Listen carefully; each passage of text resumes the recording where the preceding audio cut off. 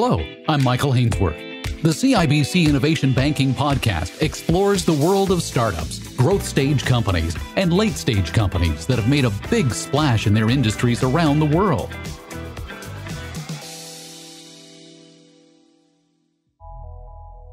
This is a story about the other side of the founder's dilemma. We often learn of the difficulty a founder has in turning over the keys to the corner office when the time comes. But what happens when the person you want for the job doesn't think they can do it? Benevity Chief Financial Officer Kelly Schmitt found herself on the other side of that story. For 3 years, she helped guide the corporate social responsibility platform as its Chief Financial Officer and later its president. Today, Benevity is a Canadian unicorn, or a narwhal as the case may be, now a billion-dollar company with more than 650 employees, 2 million users, and $7 billion in processed donations to 300,000 global charities. But when founder Brian de Lottenville stepped down as CEO, Schmidt tells me her first thought was to feel sorry for whomever had to fill his shoes. Yes, it's true. I remember quite clearly the first time that Benevity's founder, Brian de Lottenville, told me that he wanted me to be his successor as CEO. I think I pretty much laughed out loud and then said something like, don't look here, that's not me. Go look elsewhere. And I remember relaying that conversation to my husband and saying that I felt sorry for whoever had to fill Brian's shoes. And that's because it's intimidating to take over from a founder, especially one like Brian, who built a business as great as Benevidi. He's a great thought leader in our space. And I also thought being a CEO meant that I had to be a certain way, like I had to be the company's best salesperson or a great product visionary or a thought leader. And I just didn't see myself playing that role. What I've since learned is it's really all about people and culture. And my number one role is ensuring Benevity continues to have an amazing culture where we can attract and develop great people, and that I could build an exec team that complements my skill set, and I didn't need to do it all myself. But before you manage to have that light bulb moment, that realization that you don't need to be a carbon copy of the last person in the corner office, there were candidates, but they simply weren't the right fit. You describe this as organ rejection. What do you mean by that? Yeah, when I talked about organ rejection, we did have a couple of failed attempts to find a successor for our founder, where we brought in senior executives from the US who had been there and done that before from a resume perspective. And I think we all learned a lot from those experiences. And probably the biggest thing is the fit with our culture and our people really mattered. And not only that, for a founder transition to really be successful, they have to find someone who they can trust their baby with. And so as Brian, our founder, likes to say, I had to find someone who wouldn't turn my baby into a smoking, swearing teenager. But, in the end, despite my initial skepticism about taking the role, it became clear that someone who, embodied our culture and our values and who was proven at Benevity would probably work better for us. And that, going beyond the resume is critical for companies, especially if you want to consider diverse talent for these roles. Well, right. How do you determine if someone clicks with the culture? It's a tough one. First off, even describing Benevity's culture, I still find somewhat difficult after 3 years here because of just how special this place is. I've worked in companies before that I thought had great cultures, but I've never been a part of anything like Benevity. It's a company where people's work is connected with a sense of purpose, of meaning, impact, where we really value humility, where we rally together and go the extra mile to support our clients and support each other. And so I'm constantly blown away by our people. It's a pretty high bar for new folks coming in. And all you really have to go on in the interview process, other than, talking to someone's references, is a gut feeling. And so it's hard to really know till you're working with the person to see how they operate. But if you're attempting to find a successor and it's not a fit right at the outset, it's probably not going to be a fit in 1 year or 2 years. So, fail fast and learn from it and move on. You told me once that when you anchor your search to your values, two things become important: humility and authenticity. Yeah, for sure. I think generally companies need to assess not just what someone has done, but their values. And at Benevity, we actually have an acronym for our values, which is HAPPY. There's 3 A's in there. It stands for, humility, authenticity, accountability, adaptability, passion, innovation, and impact. And we actually assess these through our hiring process. And essentially, we're searching for candidates that are unicorns. So people that display the values and have great potential to excel at Benevity. And we do place a lot of importance on humility. We're looking for people to come in with an open mind and listen and learn before, asserting their opinions or their prior experience on something they may not fully understand yet. And so, we're looking for people who are open to feedback and act on that feedback and solve for others before themselves and have what we call a we are we mindset. So it's about we, not just me. And then on the authenticity side, it's typically not too hard to tell when someone isn't giving you the straight goods or saying what's on their mind. But, any one of these value misalignments could be, frankly, pretty disastrous for a company if it's coming from the person steering the ship. So you got to pay close attention through the recruitment process. So when the founder hands the tiller of that ship over to someone else, that individual needs to understand what a growth mindset means. What does it mean to you? There's a number of things I think that factor into a growth mindset.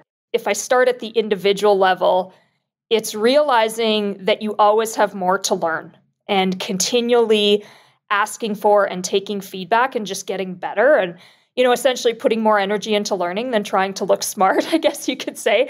When you roll that up to the company level, it's really being comfortable with and even aiming for constant change. At Benevity, we have to constantly evolve to continue to lead the market and to lead the market in a certain direction. And that means we always have to be trying new things so that we can continue to innovate and be disruptive. So then how do you get around the risks that are associated with a growth mindset? One could easily get too focused on the process and miss opportunities. Yeah, in the context of looking for a CEO successor, the biggest risk is just probably hiring someone who doesn't have a growth mindset. And so, Benevity, it's a high growth software business. We're the market leader in our space. To continue to build that, we have to invest in areas that'll propel the business forward rather than nickel and diming on costs or making cuts to try to get to EBITDA or cash flow too quickly. And, myself, I have a finance background. So clearly I believe business metrics and cash flows are important. But, I've seen some executives or investors that can be too focused on hitting a certain number or a certain metric and can't see the forest through the trees. And I think a growth mindset is really about building a great business for the long run versus trying to hit short-term numbers. And then to do that, you need to keep innovating, adapting. You have to invest in growth areas. They're not all going to work out. Some are going to fail. And you also have to bring people along with you through that change just as things evolve. So after 2 failed attempts at finding a CEO, you took the job. You had that light bulb moment where you realized you could surround yourself with those whose skill set filled in your gaps. Are you comfortable yet? Do you feel like you've really got a handle on it now that you're in charge and you've been there for a little while? Yeah, when people ask me how I'm enjoying it and I'm about 6 months in, I sort of joke that for somebody who was so hesitant to do it, I'm actually really loving it. And, if I circle back to that preconception I had of a CEO that we talked about earlier, big salesperson, product visionary, thought leader, all the things that our founder did really well, I just realized my role was to surround myself with talented people who could do those things so I could focus on what I'm good at, which is inspiring our people, focusing on our culture, scaling Benevity's operations globally. And yeah, I'm really enjoying it so far. And because I've realized it's not having to do and be everything to the company, just myself. There's a team to do that. No one is closer to the corner office than the chief financial officer. It's a unique relationship and one that evolves over time. CFOs are often tied at the hip to the founder, but when the founder of a company steps aside but remains with the company, what does that mean for the relationship between the former CEO and the new CEO? Schmitt tells me the power shift didn't change a thing. How does the relationship change when the founder steps aside but remains at the company? You know, the CFOs are generally tied to the hip of the founder in the first place. That is true. You know, Brian, our founder, and I have been pretty much joined at the hip for the past 3 years. And although I did join the company as the CFO, what the company really needed at that time was more of a chief operating officer. And I branched out from finance pretty quickly and took on that role as well. And then a year ago, I became the president and took on responsibility for the go-to-market functions. And so when I slid into the CEO chair earlier this year, the only net new part of the business that I hadn't been leading was product and technology. And so that buildup of responsibility over time made the transition fairly seamless. I did witness a CEO founder transition earlier in my career that didn't go well, as many don't. And we've been joking here that we're going to write a book on how it should be done. But I think the key is you have to build trust both ways right from the beginning. And so our founder and I, we've always had each other's backs. We still talk most days.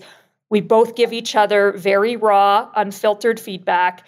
And from my perspective, having him continue to work in the business in a reduced capacity has actually been fantastic because he gets to focus on his strengths and what he likes to do, whether that's M&A or thought leadership, while I run the business day to day.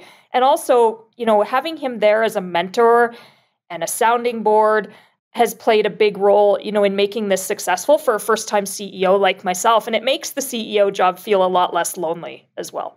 Right, just being able to pick up the phone, or I suppose once COVID-19's all behind us, just walk down the hall. Exactly.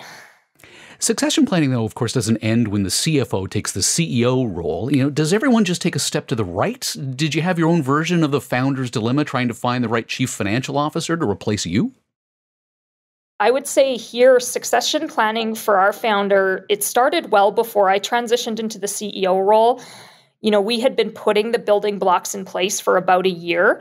And so when I first became the president, we hired an EVP of finance, and she ultimately became our CFO earlier this year.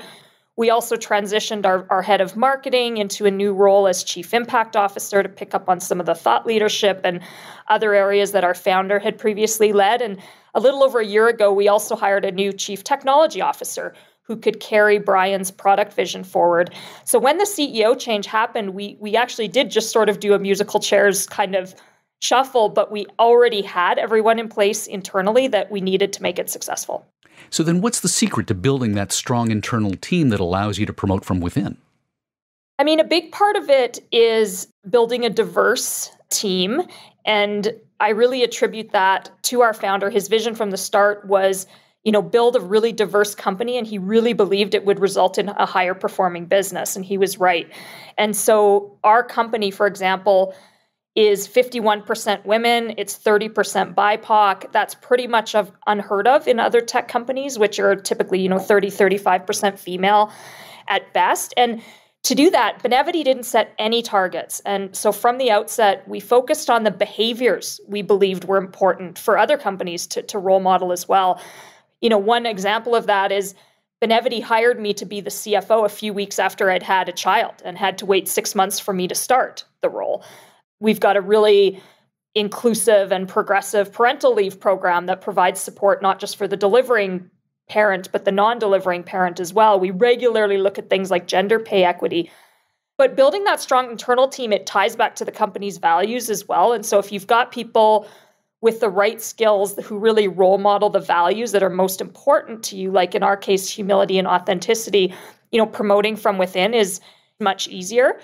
And then recently, we started to take a longer-term view of succession, and we've framed it in the lens of who will be on the Benevity's exec team 10 years from now. So we've started to talk about Benevity exec team 2031 and ensuring that for those people throughout the business who we think are our future senior leaders, we find challenges and ways to grow those people and to move them around to learn different parts of the company as well. Wait a minute, back up. You're telling me that you hire someone on day one thinking maybe 10 years from now they could be the chief financial officer, the chief technology officer, the CEO, and you're giving them these little tests along the way just to ensure that you're on the right track?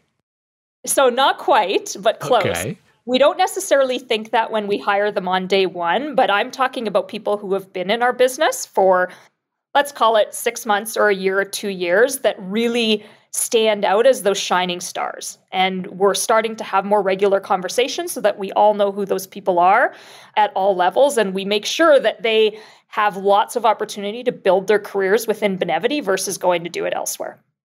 Do the people who you are working at, promoting from within and considering, do they know that they're on this track? Or is this all kind of a secret thing that goes on behind the scenes? So it's a fairly new lens that we've been applying to succession plan and thinking of people's careers in this with this longer term view. In some cases, they definitely know because they randomly get asked to go for walks or have coffee with the CEO. And in some cases, they may not know yet, but we are taking quite an active role in helping these people and developing their careers. Going for a coffee walk is the new going for a golf game. Exactly. The other major relationship a newly minted CEO must maintain is with their investors. Benevity has 5 private equity investors on its board, and that unicorn status was made possible by Britain's HG Capital. It helped Schmitt and Benevity engage in some M&A, launch Benevity Impact Labs, a research incubator to help companies understand industry trends, explore new issues such as mental health, and help enterprise quantify their contributions to society. Schmidt admits she was initially hesitant about taking over a company with so many private equity firms at the table from around the world. You're now running a company with a large majority stakeholder. How do you navigate investor relationships? You know, it's been pretty seamless, actually. In my prior lives as the CFO of a couple of public companies, there were actually a lot more investor relationships to manage in that context. Although we do currently have 5 private equity investors in Benevity, and with HG Capital as our majority investor. And at the start, I was a bit nervous about taking on the CEO role and having 5 PE firms on our board. It's a lot of finance types scrutinizing the business, but HG has been great to work with and really shares that growth mindset that we talked about. And so the partnership's off to a good start. So then what evolves when you get a majority stakeholder like HG Capital coming in on board? In our case, it's been all good things. HG was a great match for Benevity because as a firm, they're focused on social impact. And so they really believe in Benevity as a purpose-driven, impact as a service business. With HG being based in Europe, we now have investors who will help us focus on our international expansion. They're focusing on inorganic opportunities such as M&A as well, which is very exciting. And HG also, right at the outset of their investment, they syndicated a portion of their holdings to 2 world-leading impact funds. So the Rise Fund, which is co-founded by Bono, and Generation IM, which is Al Gore's impact fund. And so adding board members and observers from those 2 co-investors has also been fantastic. You mentioned mergers and acquisition activity. As the CEO, I can imagine this is a new wrinkle for you, although I can only imagine that it's not unfamiliar territory coming from the chief financial corner of the room. Yeah, it's certainly not unfamiliar territory, but I would say Benevity has mostly grown organically. Benevity has done a couple of acquisitions in the past, but none in the time that I've been with the company. And so I think it's exciting. I mean, the corporate purpose space, as we refer to the market that we play in, it's quickly evolving and it's growing. And, I saw a study recently that said, CEOs spend something like 50% of their time these days on ESG topics. And I mean, we're really focused on helping companies in that space. And so there's a lot of opportunity. Realistically, to continue to be the market leader, we can't build everything ourselves. There's got to be M&A and partnerships and integrations and other things that add to that growth inorganically. When it comes to an industry that is as quickly evolving as yours is, what does that mean when you have a board of directors with investors on it who have certain expectations? To your point, 5 private equity investors very focused on KPIs and making sure those key performance indicators are met and all of that kind of stuff. I can imagine that makes it challenging in such an evolving world. My advice, I guess, to entrepreneurs out there who run companies and are looking at bringing PE investors in and adding them to their board is really just pick your investors carefully. I've been in situations where the relationship isn't great. And if the spreadsheet doesn't spit out the numbers that someone wants, you're not running your business properly. And sometimes that feedback is often coming from people who have never worked in an actual business, which makes it doubly frustrating. And so you have to kind of try to figure out as you go through this what the firm is really going to be like to work with. And, in our case, we had an opportunity that came up right at the start of our relationship with HG, which was Benevity Impact Labs. And so it's kind of an incubator and a resource hub for bringing new data and research and insights to help companies and nonprofits and individuals maximize their impact. And we launched it in February of this year. And it was a brand new investment that HG approved right out of the gate. So far, so good from our perspective with having new investors on our board. Why launch Benevity Impact Labs?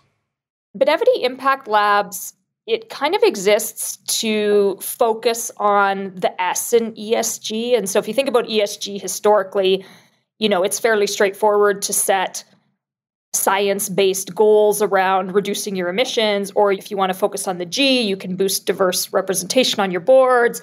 When you get to the S, it's sort of the squishy middle, and companies aren't entirely sure what to do with it or how to measure it. And Benevity had done some limited research in the past, and one of our studies indicated that those who participate in their corporate giving and volunteering programs were actually 57% less likely to leave the company. So there's huge business value there.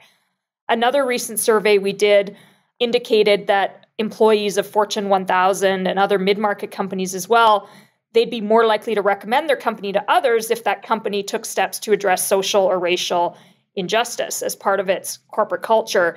And so we really wanted to look at measurement in this area just more holistically and connect things like employee satisfaction and net promoter scores, pride, productivity to a company's social impact initiatives.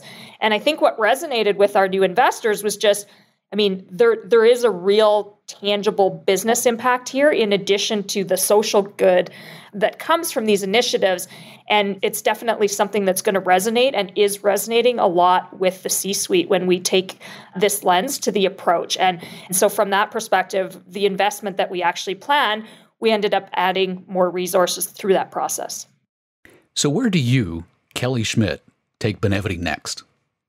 Thankfully for me, taking on the CEO role, Benevity was already on a great path. And we sort of right now have a lot of tailwinds behind us with, the evolving role of companies, that it's more about just your shareholders, it's about all your stakeholders, the focus on ESG, on doing good, on the role that companies actually have to play in solving these big societal issues around equity and climate change. And so, thankfully for me, we're on a great path already. We just have to keep executing very, very well.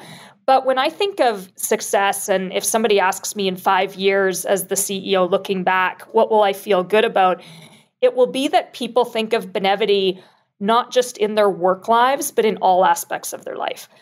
People, they do give at their companies because often those companies have matching programs, and that has historically been where we focus. But people do good in their lives with their friends, with their family, with their kids' sports teams, at their kids' schools, at church, whatever it is. And there's no reason that people shouldn't pull out their phone and use the Benevity app when they think of doing good in all aspects of their life. And so that's the path that I think we're on, is just, we want to impact as many of the nearly 8 billion people in the world that we can with a lot of these small acts of goodness that together add up to huge impact. Kelly, this has been fascinating. Thank you so much for your time and your insight. Thank you, Michael, for having me. Kelly Schmitt believes in Benevity. She wouldn't have taken the top job if she didn't. But first, she had to believe in herself, lean into her strengths and acknowledge her weaknesses, and recognize she didn't need to be a carbon copy of the founder. Today, she's her own leader with a strong sense of purpose and drive. With 51% of the company female, and 1 in 3 employees BIPOC, Benevity continues to put its own money where its ESG mouth is. I'm Michael Hainsworth. Thanks for listening.